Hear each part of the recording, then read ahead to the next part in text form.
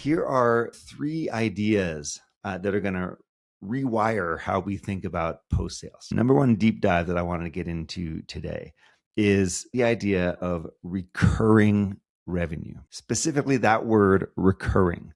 And I'm going to tell you that there is no such thing as recurring revenue. Revenue doesn't grow on trees. You don't just sit around and put your feet up on your desk and wait for revenue to walk in the door. We might have contracts that say that revenue recurs. We might have contracts that renew every year, for example. But the idea that this is free of any effort is literally just a comforting story and a dangerous one at that. Revenue is re-earned. It's re-earned every day, every week, every month, every quarter, every year.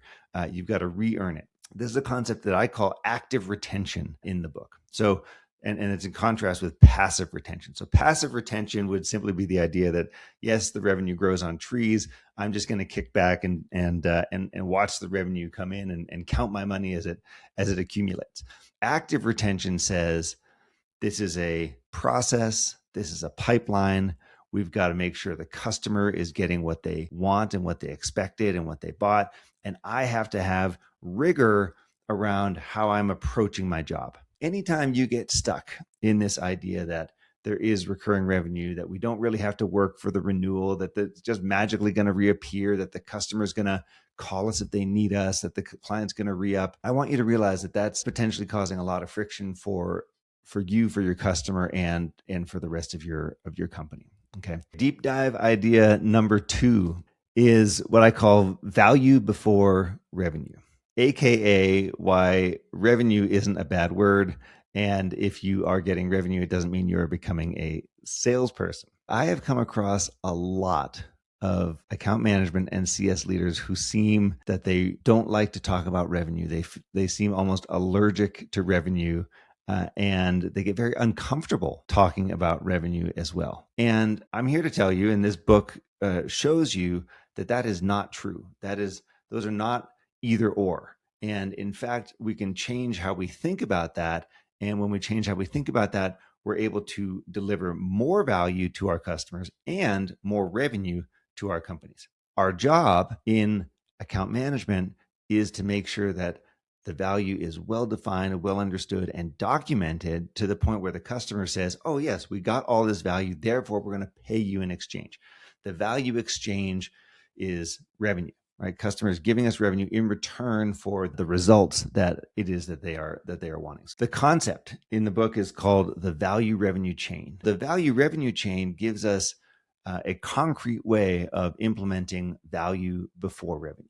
And for example, we're simply sitting down with the customer to define what does value mean to you? So what do they actually care about? What are the drivers? How do they get measured? What are they looking for? Secondly, how do we then measure it? Like, are we going to be doing the things? How are we going to know if we're getting there? So what's the measurement? Is it a percentage or a dollar figure or an amount of time? And then we want to do things like, as we deploy our product, we're going to earn that. So what are we doing to deliver the value?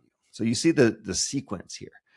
The nice thing about this is I'm still being partner first. I'm not walking in saying, buy more things, where's that upgrade? Where's that contract? I'm instead saying, where are you trying to go and how can we help you to get there? And the deep dive number 3 that I want to talk about is the JV versus varsity gap.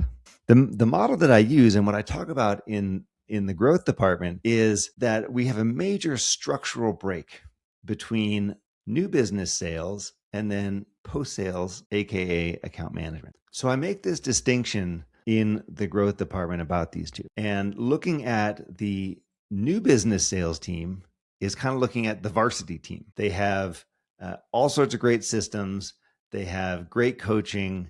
They have all the resources that they need. And account management is kind of like the JV team. And when you get less training and systems and process and rigor, then you wind up oftentimes just doing heroic acts, right? You wind up doing all this stuff to compensate for the broken system.